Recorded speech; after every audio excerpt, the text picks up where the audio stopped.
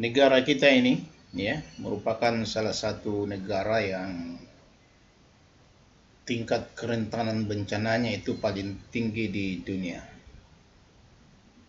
Baik itu bencana yang berada di darat maupun bencana yang ada di laut. Salah satu penyebabnya oleh karena Indonesia ini diapit oleh dua barisan gunung ya, yaitu barisan Sirkum Pasifik namanya, yang mulai ya dari Laut Pasifik, kemudian Sirkum Mediterania, yaitu mulai dari daratan Asia masuk ke Indonesia, Sumatera. Inilah yang cenderung menjadi salah satu penyebab. Ini karena Indonesia diapit dua barisan gunung seperti itu, dan gunung-gunung di Indonesia ini itu masih banyak yang aktif. Yang kedua, kita diapit juga dua laut. Nah, di laut ini juga ada terkadang lempengan. Dan sering terjadi pergeseran lempengan. Inilah yang terkadang memicu terjadinya tsunami atau gempa ya, gempa yang ada di laut. Jadi ditinjau dari segi geografi, Indonesia ini memang rentan. Itu dari segi sainsnya ya. Sehingga Indonesia sering mengalami gempa bumi, tsunami, banjir, longsor.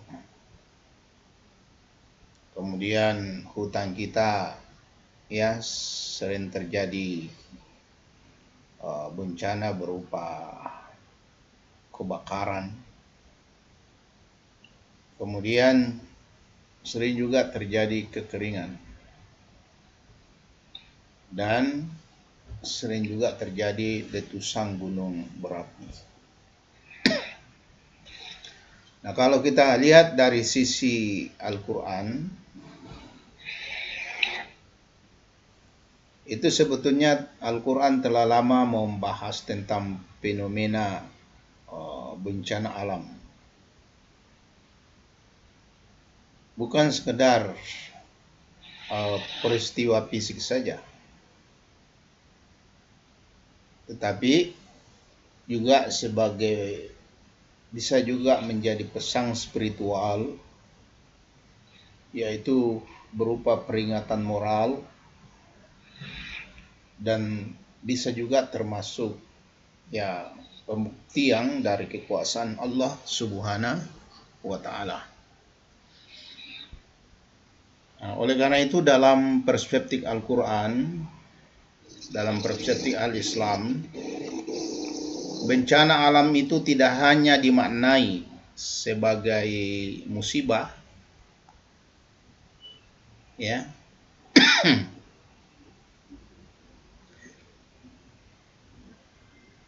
atau ujian, atau mungkin bisa berupa azab atau konsekuensi dari perbuatan manusia terhadap alam, tetapi sekaligus menjadi media untuk muhasabah. Ya, muhasabah ini adalah kembali merenungi, tafakur ya terhadap apa-apa yang kita lakukan di atas muka bumi ini selaku manusia. Ya. Itu momen muhasabah. Jadi ketika terjadi bencana, itu bukan hanya sebagai musibah, bukan sebagai ujian, bukan sebagai azab atau konsekuensi dari perbuatan kita terhadap alam, tetapi juga bisa dijadikan sebagai media muhasabah, yaitu media untuk tapakur merenung, ya, memikir-mikirkan apa-apa yang telah dilakukan oleh manusia di atas muka bumi ini, atau kita selaku manusia. Juga dengan peristiwa bencana itu bisa menjadi sarana untuk taubat terhadap kesalahan, terhadap perbuatan yang dilakukan. Bukan hanya taubat pribadi individual, tetapi bisa menjadi taubat kolektif. Karena biasanya kalau ada kerusakan di alam ini itu bukan hanya dilakukan oleh satu orang, tapi terkadang terstruktur, mulai dari pemerintah, ya, yang memberi izin misalnya kepada pengusaha, kemudian pengusaha itu dalam melakukan mengelola alam ini itu juga punya banyak anggota. Ya, kalau suatu perusahaan kan mestinya banyak orang di situ. Sehingga kalau misalnya terjadi musibah akibat dari apa yang telah kita lakukan, atau terjadi musibah, maka boleh jadi itu bisa dijadikan sebagai sarana untuk bertaubat secara kolektif. Mulai dari pimpinan kita, ya, ya, sampai kepada eksekutor di grassroots yang paling bawah, itu seharusnya melakukan pertobatan. Katakanlah peristiwa yang dialami saudara-saudara kita di Sumatera, yang ditenggarai akibat daripada ulah pembalakan hutan secara serampangan, liar, dan tidak beradab. Itu kan terjadinya itu sebetulnya bukan dilakukan oleh individu, tapi dilakukan secara kolektif banyak orang.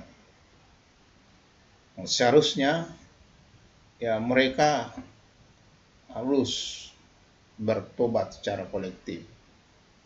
Mulai dari orang yang memberikan izin misalnya, ya, sampai kepada pemilik owner dari perusahaan yang mengelola hutan itu, ya, sampai kepada pekerja kasarnya yang menebang pohon itu, seharusnya melakukan seharusnya melakukan pertobatan secara kolektif.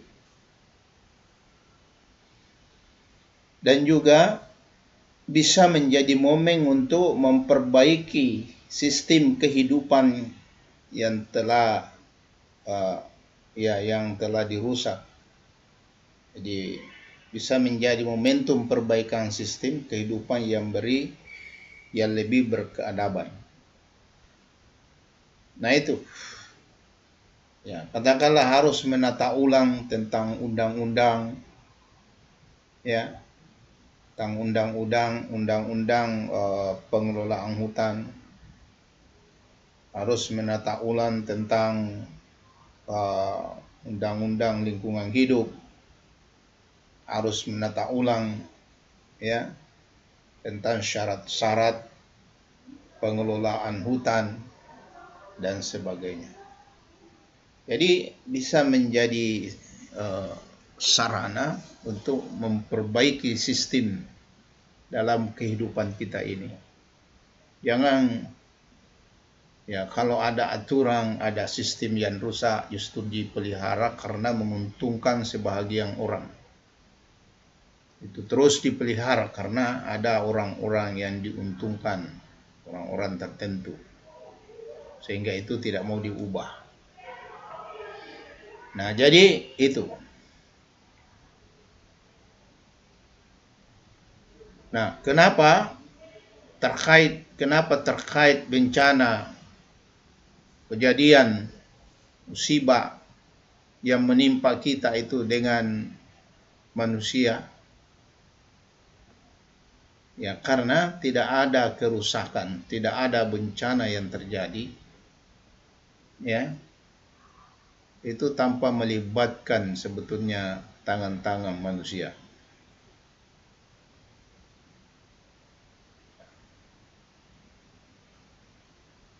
Makanya ada ayat sering saya bacakan bahwa daharal fasad fil bahri wal bahri bima kasabat aydin nas. Telah nyata kerusakan di darat, di laut, bima kasabat aydin nas, disebabkan oleh tangan-tangan manusia yang rakus, tangan-tangan manusia yang serakah.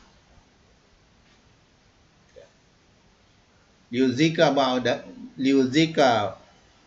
ba'da amilu la'allahum yarji'un. Jadi mereka ditimpakan, Allah menimpakan akibat dari apa yang telah mereka lakukan itu, Allahum yarji'un, supaya mereka itu sadar, menyadari apa yang telah dia lakukan.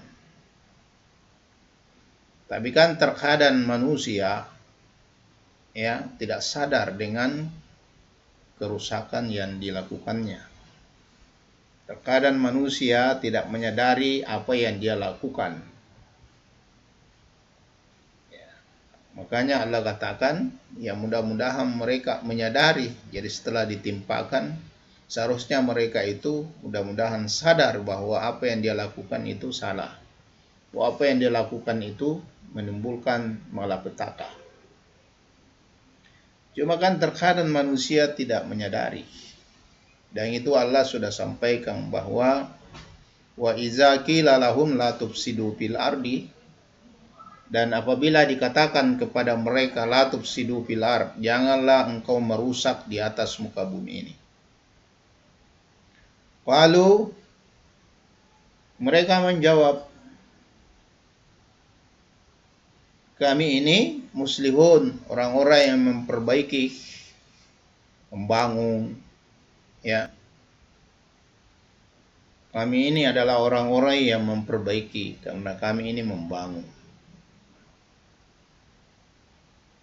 Tetapi kata Allah, ketahuilah, humul mufsiduna, mereka itu membuat kerusakan, walakin la yash'urun, tapi mereka tidak sadar bahwa yang dia lakukan itu adalah kerusakan di atas muka bumi ini. Nah itu, jadi secara ya otomatis mereka itu terus melakukan perusakan karena mereka tidak menyadari bahwa apa yang mereka lakukan itu adalah kerusakan. Ya mungkin hatinya sudah dibutakan oleh kehidupan dunia, ya. Terlalu ingin kaya sehingga mereka menjadi serakah, ya, menjadi, ya, karena memang begitu manusia. Semakin diberi kekayaan itu semakin pongah, semakin rakus, semakin serakah. Jadi mengejar kehidupan dunia itu sama dengan meminum air laut. Semakin diminum semakin haus. Kalau Nabi mengatakan bahwa ya anak cucu Adam itu kalau diberi emas satu gunung, dia minta lagi satu gunung. Kalau dikasih lagi, minta lagi satu gunung. Satu saja kata hadis itu yang membuat manusia itu berhenti mengejar dunia itu, kalau mulutnya sudah disumpal tanah. Artinya mulutnya itu sudah, ya mereka itu sudah mati. Kalau orang mulutnya sudah disumpal tanah itu artinya mereka sudah mati. Barulah keserakahan manusia itu berhenti. Nah, oleh karena itulah ya seharusnya dengan kejadian-kejadian bencana malapetaka, kata Allah, mereka itu menyadari apa yang telah mereka lakukan. Kemudian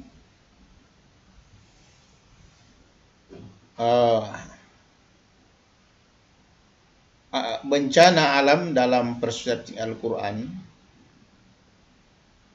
itu digambarkan dengan beberapa kata.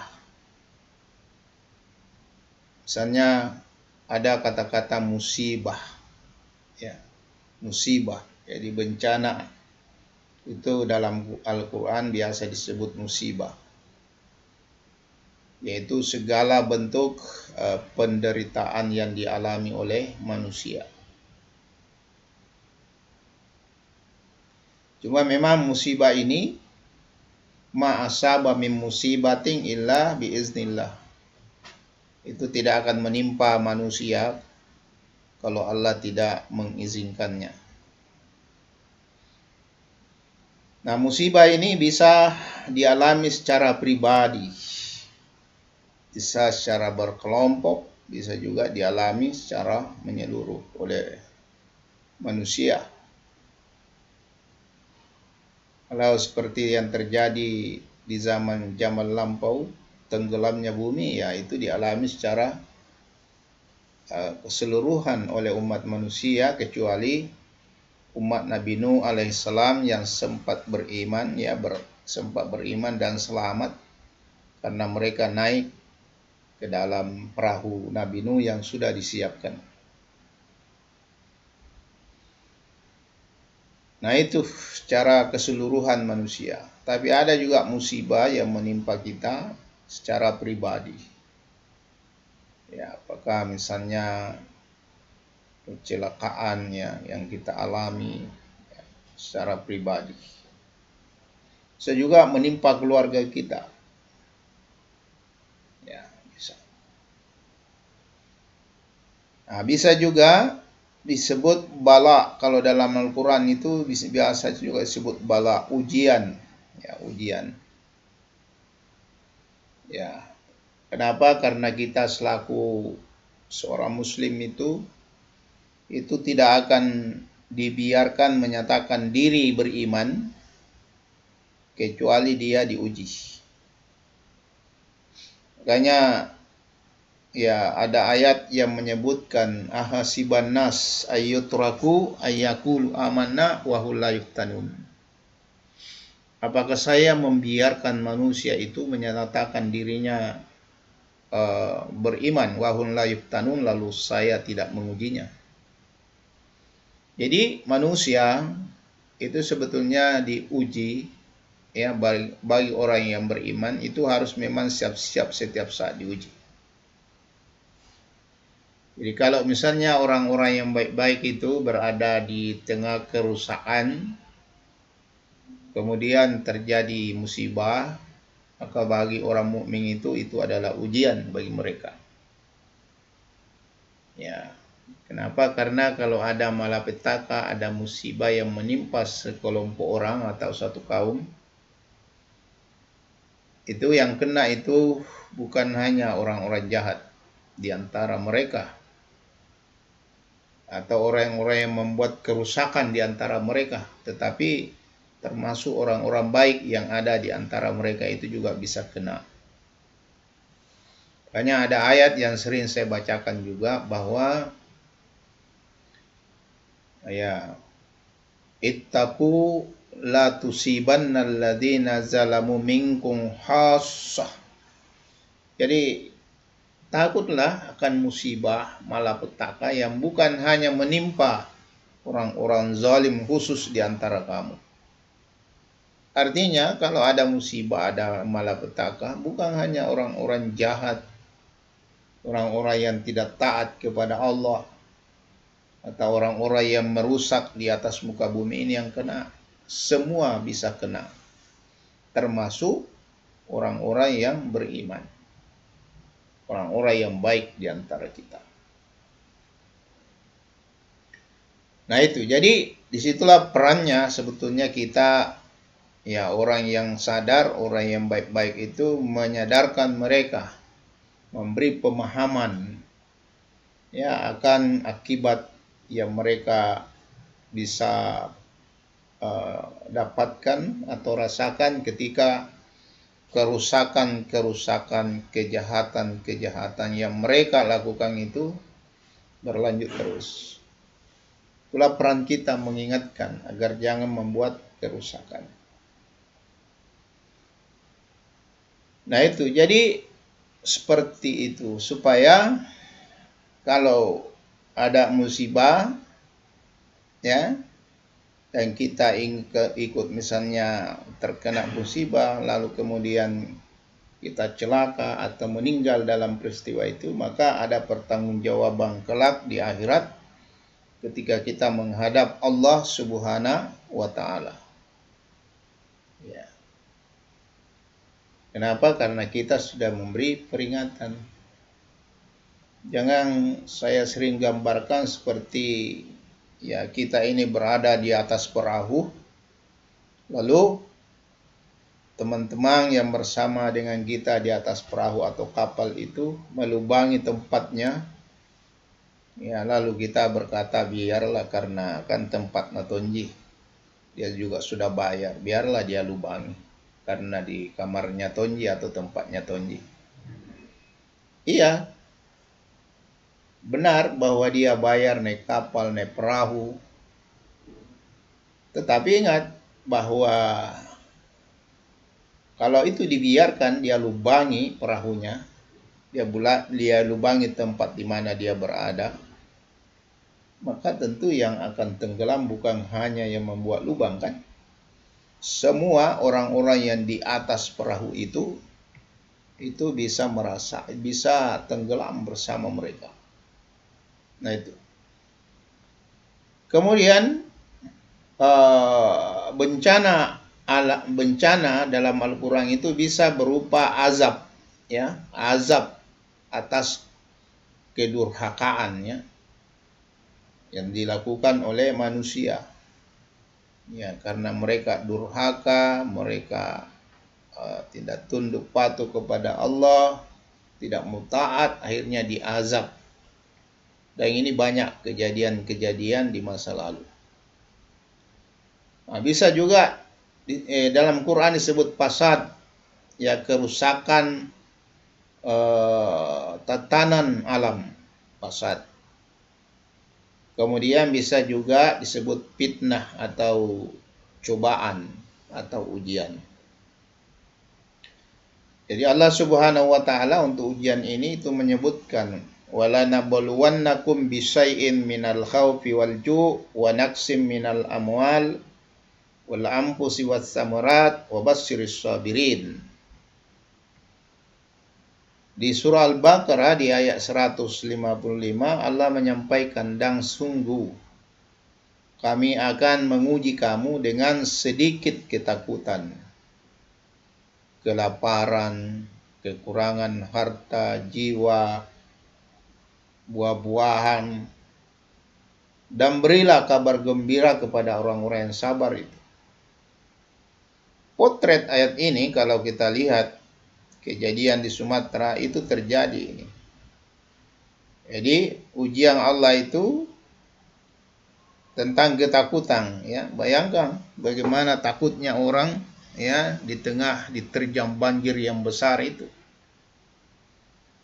Yang kedua, banyak di antara mereka mengalami kelaparan karena mereka terisolasi, tidak mendapatkan makanan. Ya. Termasuk kekurangan harta karena banyak di antara mereka itu yang hanyut rumahnya, hanyut hartanya, tidak tahu kemana, bahkan orangnya juga hanyut.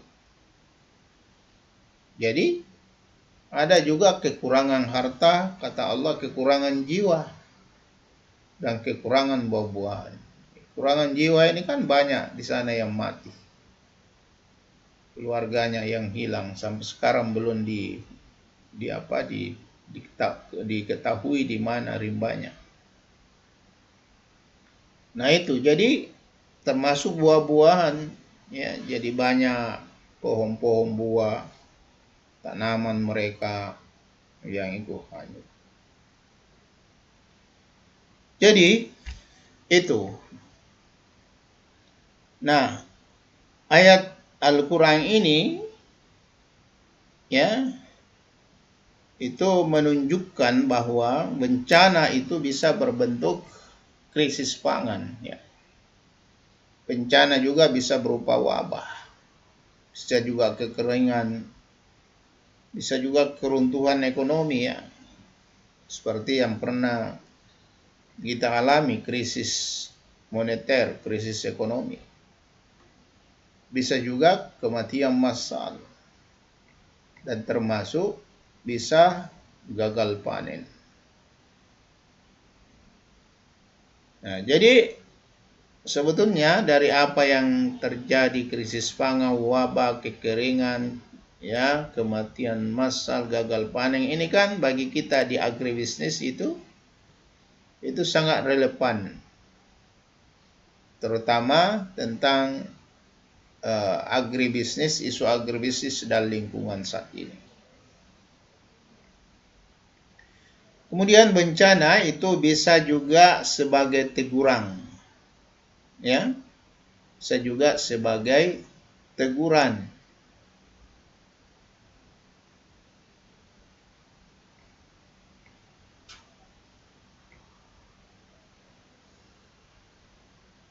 Ya, sebagaimana Allah katakan, wa ma nursilu bi ayati. Jadi wa ma nursilu bil ayati illa takhwifa. Dan kami tidak mengirimkan tanda-tanda bencana itu melainkan untuk memberi peringatan, ketakutannya, agar mereka kembali kepada Allah. Jadi terkadang memang Allah beri teguran, peringatan, supaya kita ini, ya, kembali kepada Allah, menyadari apa-apa yang pernah kita lakukan, ya, keburukan-keburukan, kesalahan-kesalahan yang pernah kita lakukan. Jadi bencana itu bukan hanya peristiwa alam, tetapi bisa berupa tanda-tanda atau ayat dari Allah agar manusia itu, ya, bertobat, ya, menghentikan kezalimannya, menghentikan penrusakan alam, termasuk memperbaiki sistem kehidupan. Kalau di dalam al-Islam, kemuhammadiyaan atau dalam Muhammadiyah, ya, bencana itu sebagai media tajdid, pembaharuan, bukan hanya takdir pasrah. Tetapi dengan adanya bencana ini, seharusnya itu ada pembaharuan dari segala lini kehidupan kita. Ya, semua aspek, ya, harus ada. Kemudian bencana juga itu sebagai akibat dari kedurhakaan secara kolektif. Tadi saya sudah bacakan ayatnya, daharal fasad fil bahri wal bahri bima kasabat aydin nas.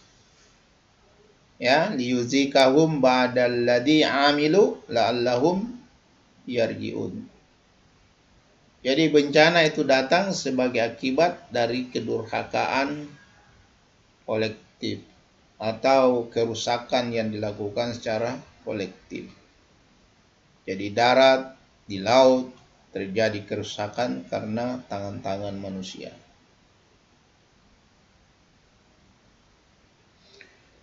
Jadi ayat yang saya bacakan tadi itu, ini menjadi kunci teori lingkungan dalam Islam, ya. Ya.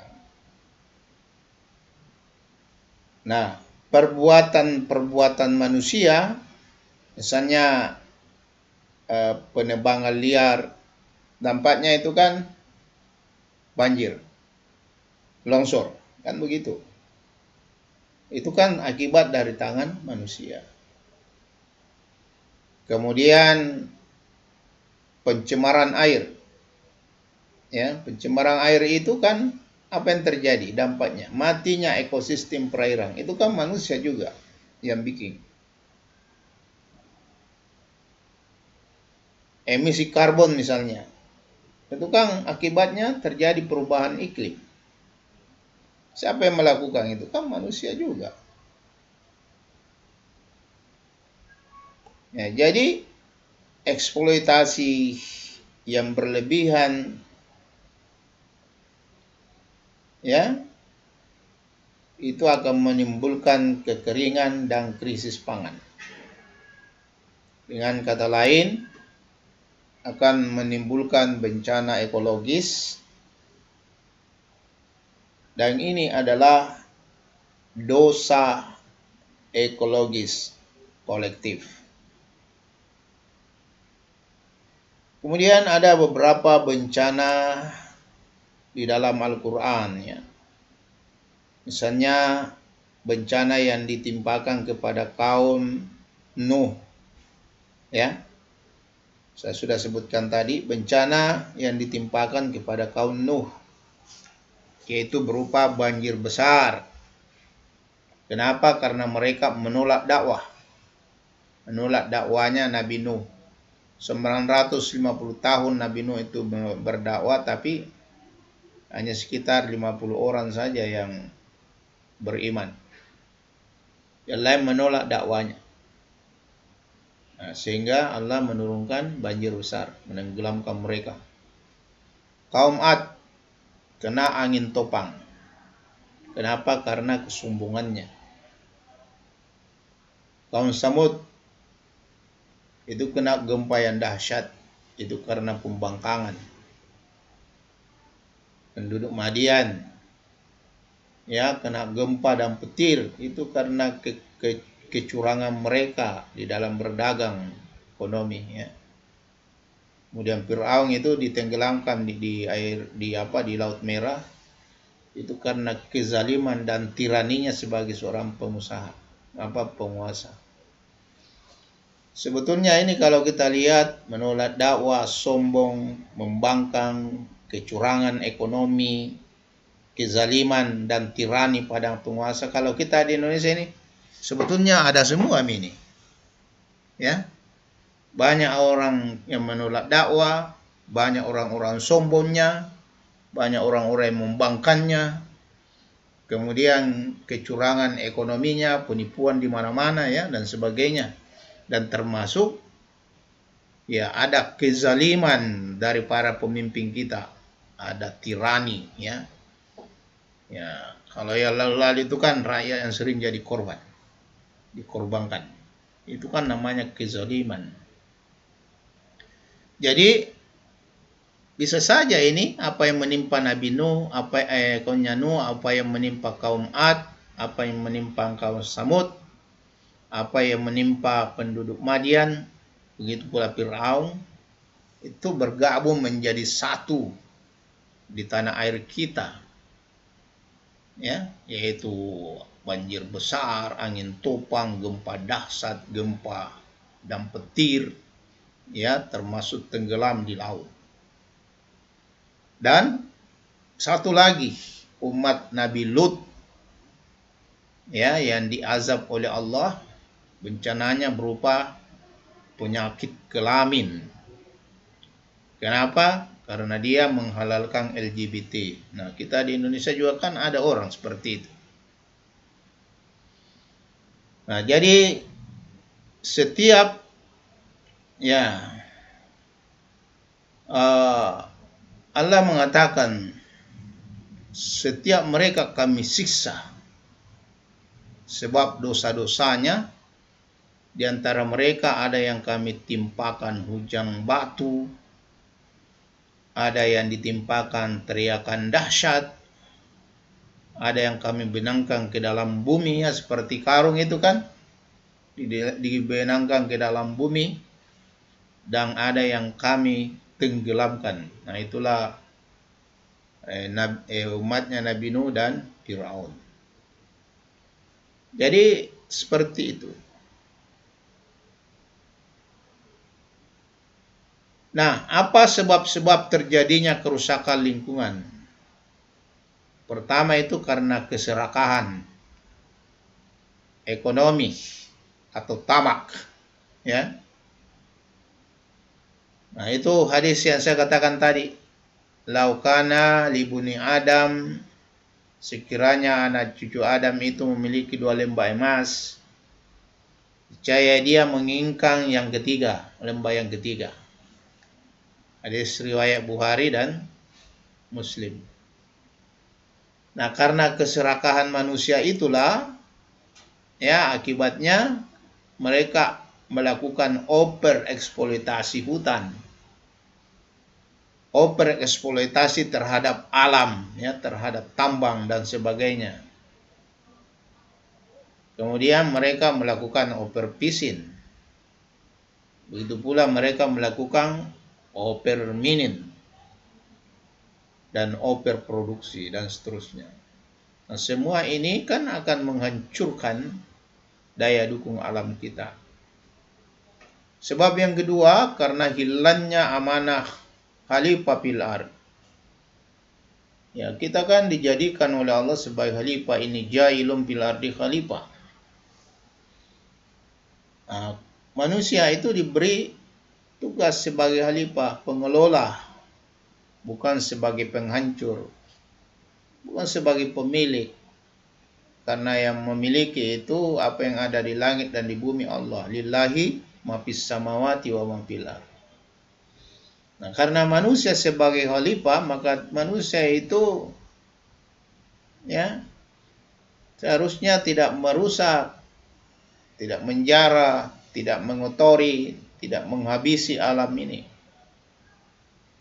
Kenapa? Karena itu mengkhianati amanah Allah sebagai khalifah yang ditugaskan oleh Allah, ya, untuk menjaga kelestarian alam ini. Boleh ambil untuk kebutuhan kita, ya, tetapi jangan mengambil dari alam untuk memenuhi nafsu serakah, karena itu alam tidak akan mampu memenuhi keserakahan manusia. Kalau kebutuhannya insya Allah alam mampu memberikan, tapi memenuhi keserakahan manusia itu alam tidak akan mampu. Yang terjadi adalah kerusakan. Nah, alam itu kan memiliki kemampuan untuk melakukan konservasi secara alami, kalau itu dikelola tidak secara berlebihan.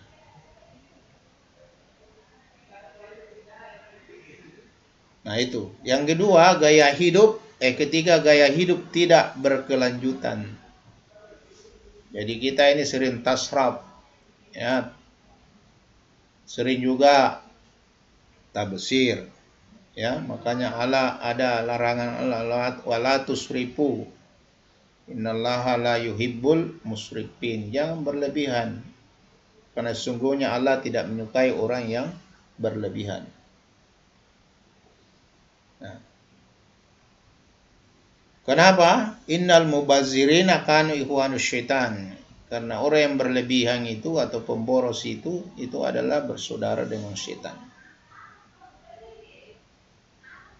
Nah, karena berlebih-lebihan kita mengkonsumsi yang berlebihan, akhirnya apa?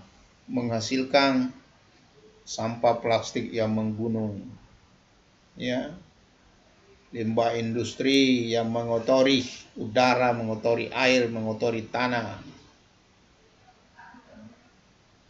Begitu pula, ya, kerusakan, ya, udara dan seterusnya. Kemudian penyebab selanjutnya adalah karena pemerintahan zalim dan sistemnya yang rusak. Jadi Kata Allah Subhanahu wa taala, jika kami hendak membinasakan suatu negeri, maka kami perintahkan orang-orang yang hidup mewah di dalamnya itu, lalu mereka berbuat fasik. Jadi orang-orang orang-orang yang ada di antara kita itu, kalau Allah ingin binasakan, maka orang-orang mewah itu di dalamnya akan selalu berbuat fasik. Jadi pemimpin akan bermewah-mewahan dan sekaligus melakukan kefasikan. Orang-orang kaya juga begitu. Akhirnya diturunkanlah kebinasaan pada suatu negeri. Jadi kerusakan itu sering terjadi karena pemimpin yang korup misalnya, termasuk hukum yang lemah, termasuk kebijakan eksploitatif ya. Kemudian munculnya kapitalisme yang rakus. Nah, oleh karena itu ada solusi sebetulnya yang ditawarkan dalam Islam, ya, dalam perspektif Muhammadiyah. Solusi bukan hanya doa, ya, tetapi pertama kita harus melakukan tajdid ekologis. Tajdid ekologis yaitu pembaharuan cara pandang terhadap lingkungan kita. Jadi lingkungan jangan dipandang sebagai media area yang harus, ya, dieksploitasi secara besar-besaran. Pandang itu alam sebagai tempat kita hidup, sebagai bahagian dari kehidupan kita, yang kalau itu rusak, maka makhluk termasuk kita pun sulit untuk bertahan hidup. Kemudian terapkan fikih lingkungan atau ekoteologi. Nah, kemudian di Muhammadiyah ini harus ada gerakan hijau Muhammadiyah, ya. Jadi harus ada gerakan hijau, termasuk menanam pohon, ya. Kemudian terapkan teologi al-ma'un untuk lingkungan. Jadi jangan hanya yang mau dipelihara adalah anak yatim, tapi termasuk lingkungan di mana kita berada. Kemudian terapkan teknologi tepat guna yang ramah terhadap lingkungan kita. Kemudian ya, terapkan zero waste dan green economy. Kemudian tentu harus ada aksi nyata yang kita lakukan, misalnya reboisasi, konservasi, advokasi kebijakan. Nah, oleh karena itu insya Allah, kalau kita berbuat baik, man amila solihan falinafsi wa man sa'a fa alaiha. Siapa yang berbuat baik untuk dirinya sendiri, dan siapa yang berbuat jahat, maka ia akan menimpakan kejahatan itu atas dirinya sendiri. Baik, kesimpulan dari apa yang saya telah uraikan. Pertama, bahwa bencana dalam Al-Quran itu adalah peringatan, ujian, dan akibat dari dosa ekologis yang kita lakukan. Yang kedua, kerusakan alam itu berasal dari keserakahan manusia, pengkhianatan amanah sebagai khalifah. Kemudian munculnya gaya hedonis, ya, gaya hidup konsumtif. Kemudian sistem yang diterapkan adalah sistem yang zalim. Kemudian yang ketiga, solusi Islam itu bersifat spiritual ya, struktural dan aksi nyata. Kemudian kita selaku mahasiswa warga Muhammadiyah itu wajib menjadi pelopor penjaga bumi atau menjadi green khalifah. Saya kira Bapak, Saudara, demikian apa yang saya bisa sampaikan kuliah kita pada hari ini. Semoga bermanfaat. Jika ada kebenaran datangnya dari Allah Subhanahu wa Ta'ala, jika ada kesalahan itu datangnya dari saya pribadi selaku manusia biasa. Saya akhiri, nasrun minallah fatul qarib wa basyiril mu'minin. Assalamualaikum warahmatullahi wabarakatuh.